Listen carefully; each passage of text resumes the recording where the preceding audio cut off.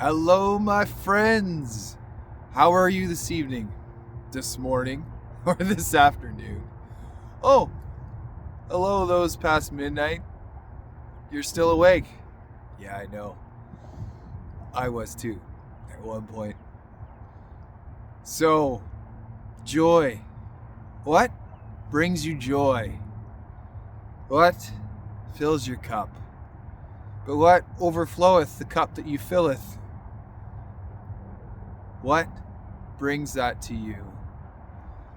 Here's what I believe. And here's what I'm going to tell you. Today, while my wife and I are sitting, we decided to take some time after an event that we have been involved in with some friends and promoting ourselves and our businesses. We decided to take some time for ourselves, and we packed some thermoses and some soups, some supper, and headed to the river. And while we're sitting there is a group of families that are at this park that we came to, and she asked me, she said, "What are they doing?" And I said, "Well, this is cricket." And I explained to her the cricket game a little bit and how it's played and what to expect.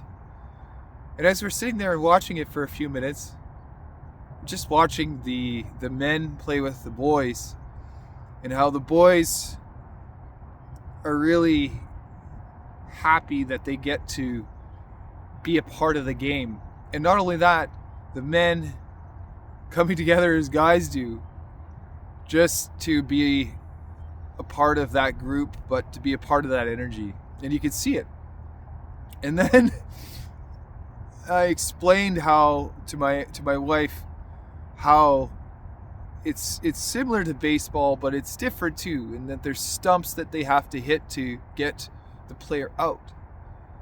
And as we're sitting there watching, the one that throws the ball into the pitch hits the stumps over, and then the batter was out, right?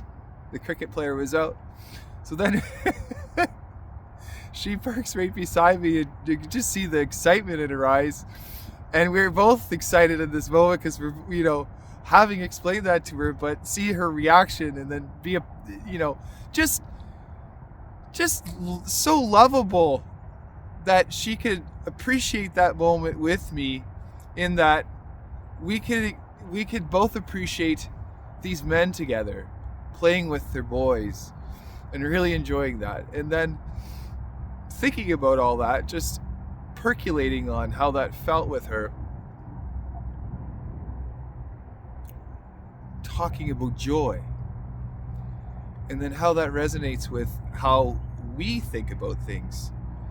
And after winter, or an elongated spring winter that we've had here in Calgary, we miss community, and we miss that connection to joy. And how when we do that, when we get out, we remember who we are, and we remember what that connection looks like. We start remembering who we are through the connection we have with other people and how we crave that, right? So in that, I want to tell you about this. If you are going week in, week out, and you're going about your day, the joy that you witness and feel, it's up to you. You create your own joy. And you create your own day. It depends on what it looks like for you. When someone asks you when you get to work the next day, what did you do over the weekend? And you just say, well, I did this, and I was out with my kids, and come on, man. Create some joy in your life. Or at least highlight the moments that really resonated with you, that really felt good, that really felt like you did something, that you added something to your life. Right? Isn't that what it's all about? creating your own joy. So create that connection. Reach out to your relatives, friends, people that you haven't chatted with in a while, and allow yourself the space to come out of the everyday thing or things that you do that are so rigid. And maybe they're not even rigid, you're spinning your tires, chasing your tail like a dog, going throughout your day, cleaning, tidying your house, doing the spring cleaning stuff, going about your ways with your car, cleaning that up, getting yourself ready for the work week. When are you going to make that joy? When are you going to make that time for you? Highlight the days where you've had between now and the last time you felt happiness. When was the last time you felt joy? When was the last time you did that? You see, that was such an unprepared question I used to have to answer when I thought about things like this. But I highlight joy in my days now more than ever, because I have shifted my mind. I have shifted the way I think about what that looks like for me. It's something that my close friend did this evening as we were packing up at the event we were at. He said, what would you improve had you do this again? And I went, whoa, interesting. That question I hadn't been prepared to answer. But then he asked me what was the best part. And I was able to answer it with, I was really, really happy to see the potential client that you had call back last evening, willing to be helped, wanting to be helped. That brought me joy. But what this reminded me of was, this is something we do with our kids and we haven't done in a while. And I'm pretty sure that this started for me when I saw it in a particular movie when I was young, and I said, I'm going to take that. I want to do that with my kids when I get older, and started doing it. We haven't done it in a while, but why not? What was the high of your day? Think about it. What was the high of your day today? And what was the low? See, try that with your kids. And if you don't have kids, that's okay. Try it with your relatives' kids or your friends' kids. Ask them what their high was. But then ask them what the low part was. What was the part that you didn't like the most? And I can tell you, when you start engaging people in that way, you start creating deep connections. And when you do it even more consistently, where you do it every day, they start looking forward to that. When you ask them, they really find that engaging. And those are the moments where you get to recognize that when they happen consistently, you start to be more prepared about them asking that question and you answering. But not only that, you start to refocus yourself on, what part of my day did I really enjoy? Joy. What part of it was the best part? And even if the low part was the low part, it was still a part that you got to see yourself in, which is still a win in my opinion. So those are incredible things. And what, on top of that, when you create a consistent way of doing this with your kids, with your friends, you start to realize that doing that, being asked, being asked those two questions, what was your high? What was your low? Every day, if you've done it consistently, you start to feel joy in that because you are feeling included in something. And when you feel included, you feel connected. You feel loved. You feel appreciated.